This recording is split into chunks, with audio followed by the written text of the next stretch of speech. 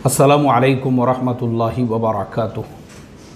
मोहतरम भाइयों, बुज़ुर्गों, दोस्तों, एक ख़बर पढ़ने के लिए मिली। एक मुसलमान साहब, उन्होंने निकाह किए। निकाह के बाद में उनको एक बेटा पैदा हुआ। बेटे की उम्र हो गई 3 साल। अब ससरे साहब से कुछ लड़ाई झगड़े हुए, मियाँ बीवी के दरमियान में कुछ तू मैं हो गई, तो बीवी को उसके मायके छोड़ दिया। अब वो बीवी अपने मायके में है और 3 साल का जो बच्चा है वो अपने नाना नानी के घर पे है। बीवी इस इंतज़ार में है कि शोहर मेरे घर पे आकर मेरे वालिदैन से इस मसले को हल करेंगे, मुझे वापस लेकर जाएंगे।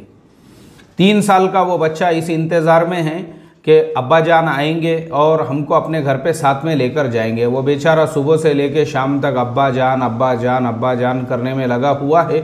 और बाद में पता ये चल रहा है कि अब्बा जान जो अपनी बीवी और बेटा है 3 साल का, दोनों से इसलिए बेफिक्र हो चुके हैं क्योंकि उनको बाहर जो है एक माशूका मिल चुकी है और मस्त उसके साथ में जिम के अंदर अब्बा जान जो है पुशअप मार रहे हैं और उसके साथ में एक्सरसाइज कर रहे हैं और वो भी अब्बा जान के साथ में है और वाकई में भी मज़ा आ रहा है। अब्बा जान को भी हंसी मजाक छिचोरापन। अब अब्बा जान के लिए तो दिन जो है वो ईद की तरह से और रातें दिवाली की तरह से हो चुकी थी।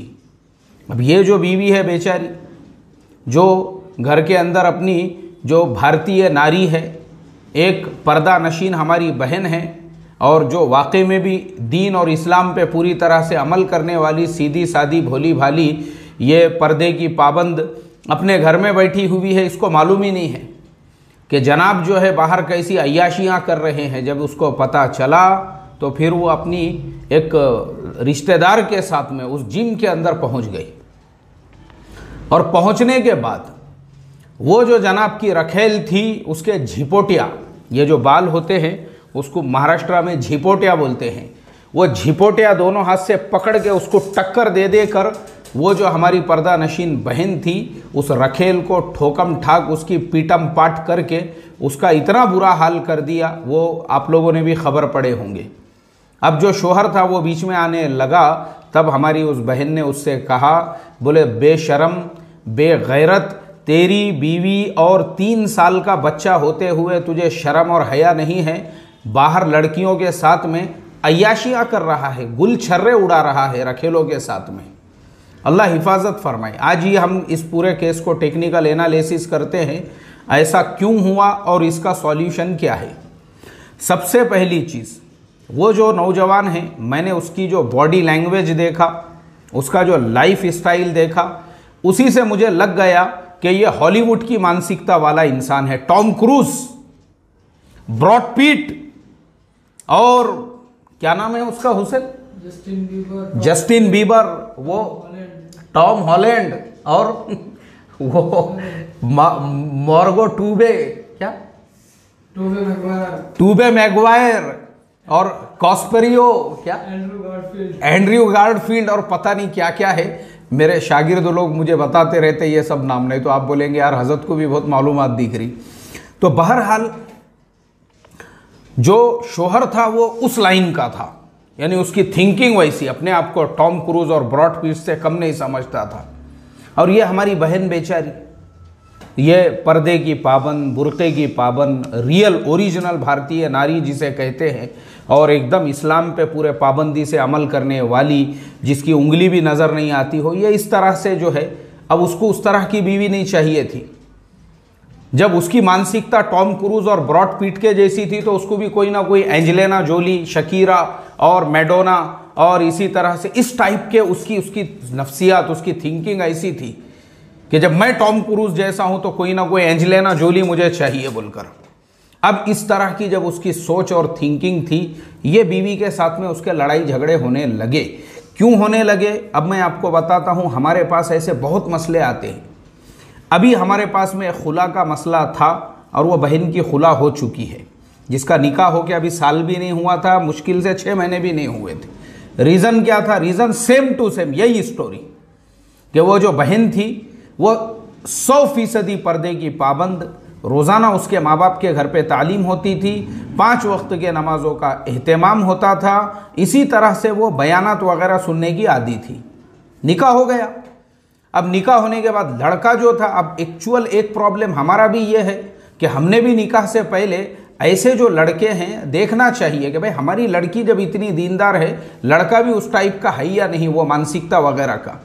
अब प्रॉब्लम क्या होता है, वो लड़का अगर उस मानसिकता का नहीं रहे तो फिर वो क्या करता है, जैसे ये जो लड़की थी उसके साथ में ऐसा हुआ, वो बयान सुन रही है और उसका शोहर जो है उसको बोल रहा है क्या बयान सुनती रहे, बोले तू बंद कर, बोले वो बयाना वो नहीं सुनने का, गाने सुनने का, बोले गाने जस्टिन बीबर के गाने, लेट मी लव यू, ऐसे गाने सुनने का, बोले जस्टिन बीबर के गाने सुनने का, ईडी शीरन के गाने सुनने का, वैसे गाने सुनने का। क्या लगी, बोले तूने ये बयान वगैरह सुन सुन के पूरा तेरी थिंकिंग सोच वगैरह भी 80 साल 90 साल के बुढ़ियों के जैसी बनती जा रही, बोले। और बुर्का उर्का पहनने का नहीं है, चलो आज अपने को मल्टीप्लेक्स में जाने का है, बोले आज जो है एवेंजर्स एंड गेम उसका आखिरी पार्ट आ गया हुआ है, मैंने एडवांस में टिकट बुकिंग कर लिया, बोले उसकी। अल्लाह हिफाजत फरमाई। और वो जो हमारी पर्दा नशीन बहन थी, जमने नहीं लगी दोनों की, उसने बोली नहीं नहीं, मेरे माँ बाप ने मेरी तरबियत ये की है, मैं तो उंगली भी नहीं दिखा सकती, तो मैं एवेंजर्स एंड गेम देखने के लिए कहाँ से आ सकती हूँ, मुझे नहीं आने का है। इसी मसले को लेकर दोनों के दरमियान में खुला हो गया और अल्लाह हिफाजत फरमाए। सेम ये बहन की स्टोरी वैसी ही जिसका मैं अभी सुना रहा हूँ। ये पर्दा नशीन और वो टॉम क्रूज की मानसिकता वाला, उसको ऐसी औरत नहीं चाहिए थी। और इसी मसले को लेकर जब लड़ाई झगड़े, पर्दा नशीन बहन हमारी वो अपने माँ बाप के घर पे 3 साल का बच्चा, अब ये बाहर जो है एंजेलिना जोली तलाश करने लग गया। अब जब एंजेलिना मिल गई उसको जिम के अंदर, वो एंजेलिना जोली कभी इसके जो है खांधे पे बैठ रही है, उसको बिठा के ये पुशअप मार रहा है, वो कभी इसके बाइक के सामने बैठ रही है, वो उसको बिठा के बाइक चला रहा है, उसको बुर्का पता नहीं है, वो एकदम टाइट जीन्स के अंदर, टाइट टी शर्ट के अंदर पूरा जो है उसको उसके साथ में फील हो रहा है ऐसा वाकई में भी मैं छोटा मोटा गरीबों का टॉम क्रूज बन गया बोल के। अब वैसी मिलने के बाद ये जो हमारी पर्दा नशीन बहन थी वो गई वहाँ पे, फिर उसने वो जो एंजेलिना जोली थी झिपोटिया पकड़ पकड़ के उसका पूरा नशा ही उतार डाली उसने, अल्लाह हिफाजत फरमाई। तो ये मसला इसीलिए हुआ क्योंकि हमारा प्रॉब्लम ये है, हम अपने बच्चों को बचपन से दुनियादारी सिखाते हैं, दुनियादारी। हम खुद अपने बच्चों को दीनदारी नहीं बताते हैं, क्योंकि हमारा जो समाज है ये नाचने वालों का, गाने वालों का, बेपर्दगी वालों का समाज बना हुआ है। अभी ईद मिलाद के जो है कुछ खबरें मैं देख रहा था, मुमरा के अंदर डीजे पे से यानी मुसलमानों का प्रोग्राम है और ईद मिलाद आप अपने नबी के नाम पे वो ईद मना रहे हो, आपको शर्म आना चाहिए। जिस नबी का फरमान ये है कि मैं गाने नाच गाने को ख़त्म करने के लिए आया हूँ, डीजे पे से 2 गुटों में लड़ाई झगड़े, लाठीचार्ज कराना पड़ा पुलिस को, लाठीचार्ज। देखो आप सोचो, हैदराबाद के अंदर लड़कियां भी नाच रही है डीजे पर और धिंगाना चल रहा है उनके बीच में, और उनको लेके लड़के लड़कियों में फिर वापस से वहाँ पे भी मारा मारी झगड़े हो गए, अल्लाह हिफाजत फरमाए। क्यों?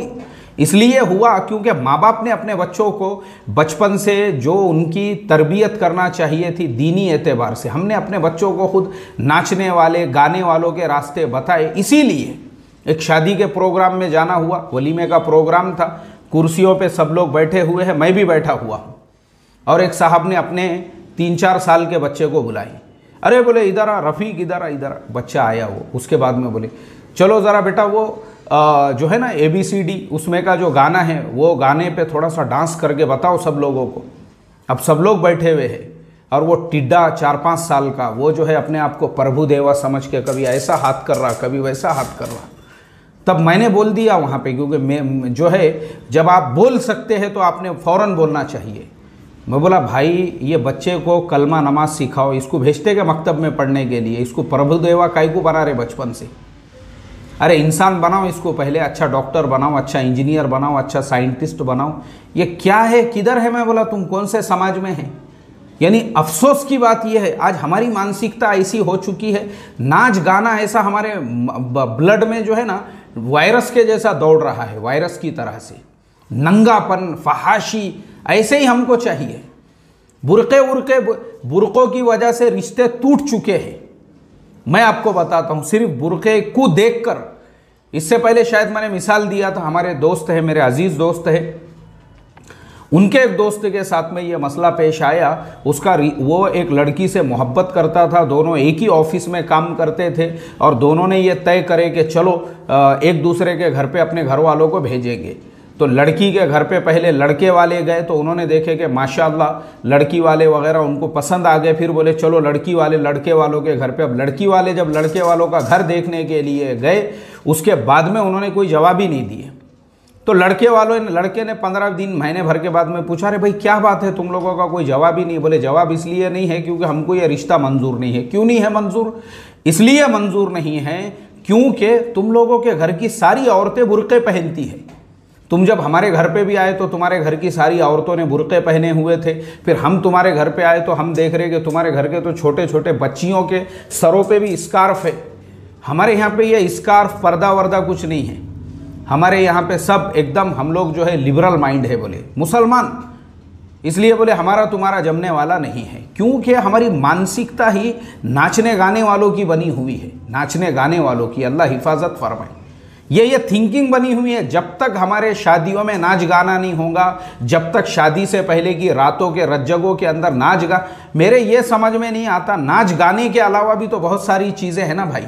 नाचना गाना एक ज़माने में इसको आयब समझा जाता था, नाचने वालियों गाने वालों को, और आज मुसलमान अपनी बहन बेटियों को खुद अपने शादी ब्याह के प्रोग्रामों में नचाने का काम कर रहे हैं, गाने का काम हो रहा है। अल्लाह हिफाजत फरमाए। यह है मुसलमान समाज। इसकी वजह से आज के ज़माने में जो बेचारी जो लड़कियां दीनदार है और जिनके घरों का ऐसा माहौल, अच्छा ये तो सब मैंने दूसरों की मिसाल बताई आपको, खुद अब मैं आपको एक मेरे साथ पेश आया हुआ वाक़या बताता हूँ। एक लड़की की वालिदा, उसको पता चला कि भाई ये मौलाना के पास में भी कुछ लोग रिश्ते वगैरह की बात करते हैं, तो उन्होंने पर्दे में मेरे से कहा, मेरी अहलिया भी उनके साथ में थी, वो मेरी अहलिया से भी उन्होंने बात की और फिर मेरे से कहा कि मौलाना को भी ज़रा पर्दे में मैं बोलती हूँ। तो मैं पर्दे के उधर साइड खड़ा रहा। मैं बोला बोलो खाला क्या मसला है? बोले नहीं वो रिश्ते का जो मसला था, मसला असल में ऐसा है ना, बोले अगर लड़का देखेंगे भी ना तो तुम्हारे जैसा दाढ़ी वाला टोपी वाला मौलाना मत देखो, बोले क्योंकि हमारी बेटी को हमने एकदम आज़ाद ख्यालों के अंदर जो है उसकी परवरिश की हुई है। ऐसा देखो, मतलब जो बुरके उर्के नहीं पिनाने वाला हो, हमको वैसा लड़का चाहिए। ये एकदम ओपन रिक्वायरमेंट। अल्लाह हिफाजत फरमाए।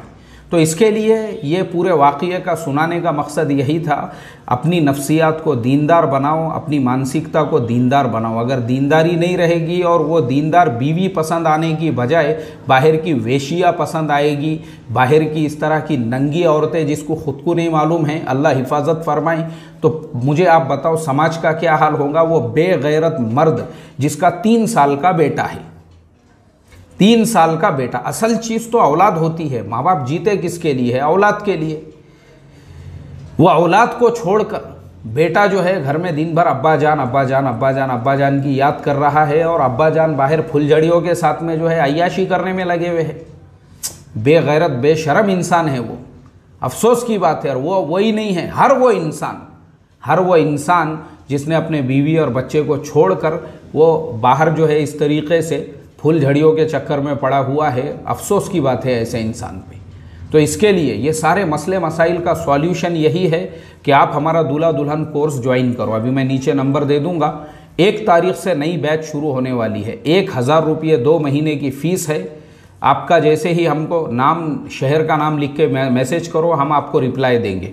शादीशुदा, गैर शादीशुदा, दादा नाना ससुरे सास सब लोग ये कोर्स कर सकते हैं। दुनिया के किसी भी कोने में आप रहो, मैं ऑनलाइन पढ़ाता हूँ जूम पर, आप आराम से वो कोर्स कर सकते हो।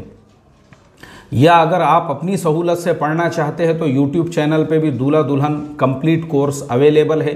फिर उसको आप ज्वाइन कीजिए और आप अपनी सहूलत से वो पूरा कोर्स पढ़िए। पढ़ने के बाद हमको इत्तला दीजिए, हम आपको इम्तिहान के सवालात भेजेंगे और फिर आपको जो है इंशाल्लाह सर्टिफिकेट भी देंगे। अल्लाह ताला इस तरह की गंदगी और खुराफात से हमारे समाज को पाक फरमाए, साफ़ फरमाए। अस्सलामु अलैकुम व रहमतुल्लाहि व बरकातुहू।